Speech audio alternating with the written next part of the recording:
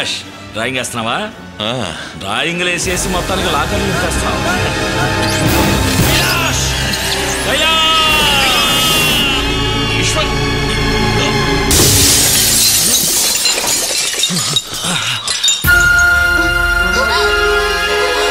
ఏంటి ఇదేంటి?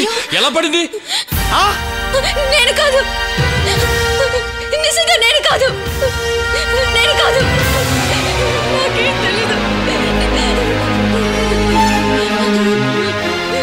నాకు తెలీదండి. ఇది ఎలా పడిందో నాకు తెలీదండి. ఎందుకే ఏడుస్తావు? కావాలని పడేసి ఏమీ తెలియనట్టు నాటకం ఆడుతున్నావా? అయ్యో అంత మాట అడగండి, నేను దాన్ని పడేయలేదండి. నువ్వు తప్ప పైన ఎవరూ లేరు. నువ్వు తొయ్యపోతే దానికి అదే కింద పడుతుందా? ఏయ్, నిన్న అసలు ఇంట్లోకి రావద్దని చెప్పానా? ఎందుకు వచ్చావు? వచ్చిన దాన్ని పైకి ఎందుకు వెళ్ళావు? కాఫీ కింద పడిందని పెద్దమ్మ గారే పిలిచి తడవమన్నారు. నిజంగా నాకేం తెలీదండి, నేనేం చేయలేదండి, నాకు తెలీదండి. ఏం తెలీదు? ఏం తెలీదు? నో నో నో, ఇక మీదట తనని బయటకు వదలకూడదు. ఎప్పుడైతే ఇంట్లో ఇన్ని జరుగుతున్నా తనకేమీ తెలియదని అంటుందో, తెలియని ఆ జబ్బు నయం చేసి గాని బయటకు వదలకూడదు. అందాక ఒక గదిలో కత్తి పడేస్తే సరే.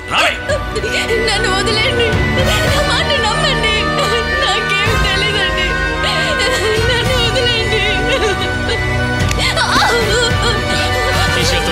ఏం చేస్తాడో ఏమో.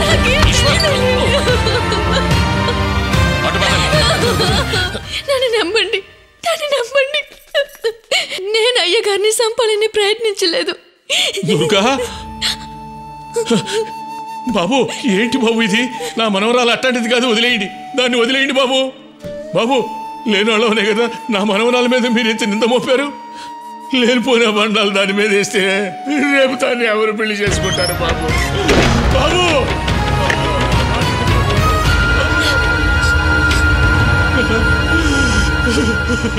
నాకేం తెలీదు.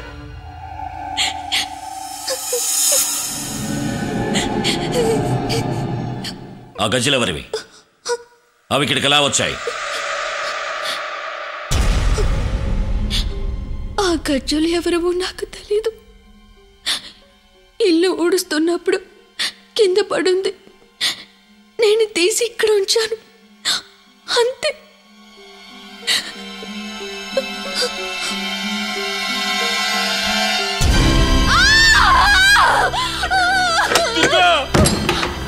దుర్గా బాబు, నా మనవరాలకి ఏమైంది? తాళ వేస్తున్నారు ఏంటి బాబు? No tension, nothing to worry. దుర్గకు ఒక చిన్న ట్రీట్మెంట్ ఇచ్చాను, తను రెస్ట్ తీసుకుంటుంది. డిస్టర్బ్ చేయకండి. మీ మనవరాలకి ఏమీ కాదు, నేనున్నాను.